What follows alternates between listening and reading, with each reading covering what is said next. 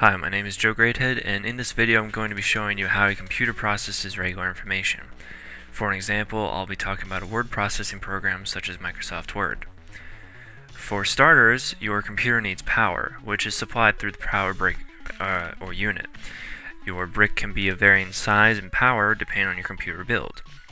Now when you turn the computer through the brick switch, the BIOS or built-in operating system, which is stored in the motherboard, tries to identify your boot device and begins the boot sequence from there.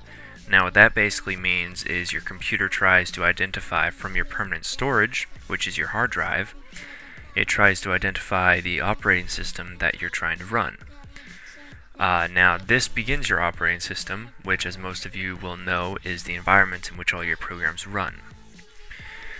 Now generally, your input devices for a computer are a keyboard and mouse. For this example, I only have a keyboard.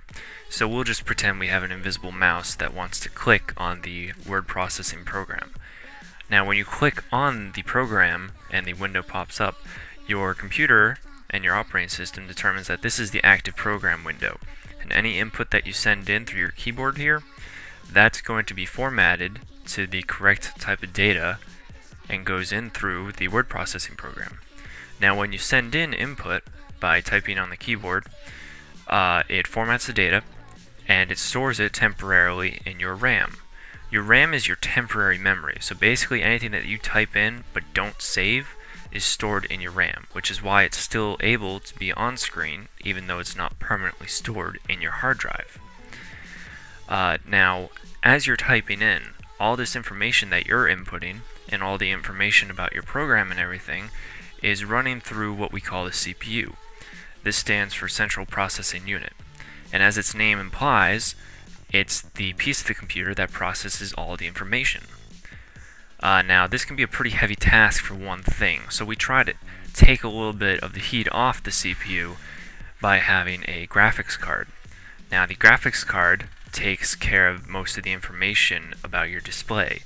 It sort of handles how your screen is displayed, how bright it is, where your windows are, where your invisible mouse is, and that sort of thing. Now, when you choose to save the letter,